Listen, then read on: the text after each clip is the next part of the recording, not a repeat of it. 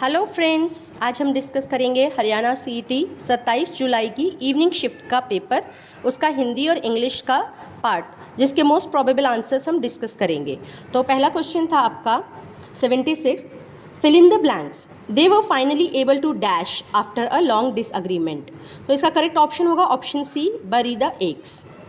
Then 77 question, what is the synonym of ancient. Ancient होता है प्राचीन, तो उसका करेक्ट आंसर होगा डी, ओल्ड। नेक्स्ट क्वेश्चन है, which of the following options gives the grammatically correct sentence. तो इसका करेक्ट आंसर ए होगा, the report comprises 5 sections. Then 79 question में, in which sequence should the following parts be arrange to form a proper sentence. The station oblique reached oblique before noon oblique they. तो correct sequence होगा option number A, they reach the station before noon, 4 2 1 3।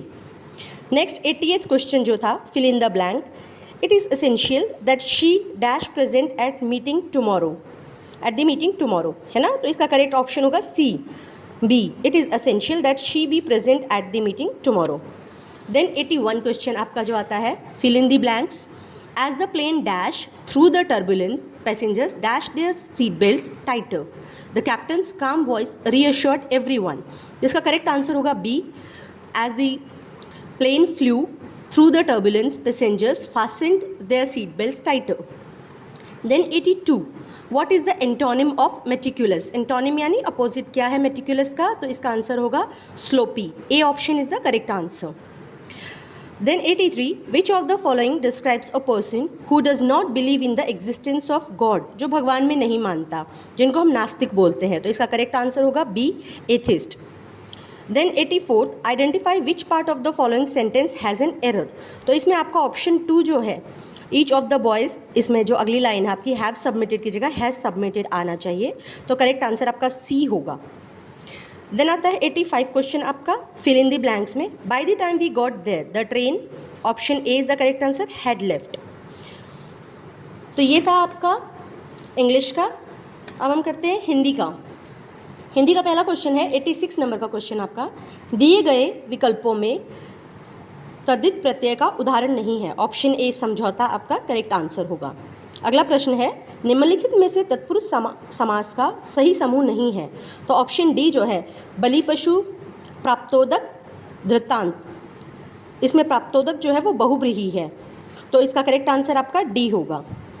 Next question 88 question जो है, निम्नलिखित में से किसका उच्चारण स्थान मूर्धा नहीं है, तो इसका करेक्ट आंसर आपका सी होगा, त, क्योंकि इसका उच्चारण दंत से होता है, दांत से होता है। 89 क्वेश्चन जो है, शुद्ध शब्द का चयन कीजिए, तो इसमें आपका करेक्ट आंसर जो होगा वो उज्ज्वल होगा, दोनों ज आधे आएंगे, नुपुर में न पे बड़े ऊ की मात्रा आती है, इसलिए आपका उत्तर ए करेक्ट होगा, उज्ज्वल। देन आता है 90th क्वेश्चन, यदि वह परिश्रम करता तो अवश्य सफल होता, वाक्य में क्रिया का काल है, तो इसका आंसर आपका सी सही है, हेतु हेतु मत भूत। 91 क्वेश्चन जो है, प्रतिष्ठा प्राप्त व्यक्ति, वाक्यांश के लिए सही शब्द क्या है, तो इसका आंसर होगा लब्ध प्रतिष्ठित, ऑप्शन ए करेक्ट आंसर है।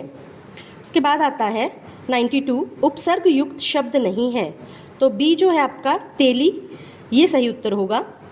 देन 93 क्वेश्चन आपका है, रति समरमणीय मूर्ति राधा की पंक्ति में कौन सा अलंकार है, तो इसका सही उत्तर होगा सी, उपमा अलंकार।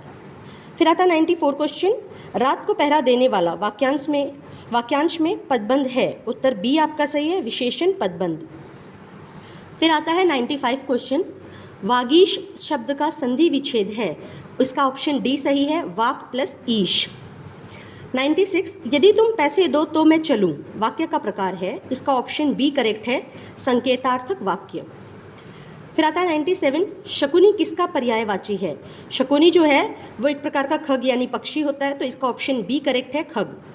फिर आता है 98, निम्नलिखित में से अयोग वाह है, तो करेक्ट आंसर इसका डी है, अंग और अह। फिर आता है 99 क्वेश्चन आपका, निम्नलिखित कथनों पर विचार कीजिए। पहला कथन है, जिस वाक्य में एक उद्देश्य और एक विधेय हो उसे संयुक्त वाक्य कहते हैं। दूसरा है, जिस वाक्य में एक प्रधान उपवाक्य तथा एक या एक से अधिक आश्रित उपवाक्य हो उसे मिश्र वाक्य कहते हैं। तीसरा, जिस वाक्य में दो या दो से अधिक साधारण वाक्य या प्रधान उपवाक्य किसी संयोजक शब्द से जुड़े हों उसे संयुक्त वाक्य कहते हैं। चौथा, ऐसे उपवाक्य जो प्रधान उपवाक्य या आश्रित उपवाक्य के समान अधिकार वाला हो उसे समानाधिकरण उपवाक्य कहते हैं। उपर्युक्त कथनों में से कौन से सही हैं? तो इसका उत्तर जो आपका बी ऑप्शन होगा, दूसरा, तीसरा और चौथा, वो सही आंसर होगा। लास्ट क्वेश्चन है, स्थूल का विलोम शब्द है। स्थूल यानी बहुत बड़ा, तो इसका करेक्ट आंसर जो होगा ऑप्शन बी, सूक्ष्म जो है वो आपका सही आंसर होगा। तो ये थे आपके हिंदी और इंग्लिश के इवनिंग शिफ्ट 27 जुलाई वाले पेपर के लगभग सही आंसर। धन्यवाद।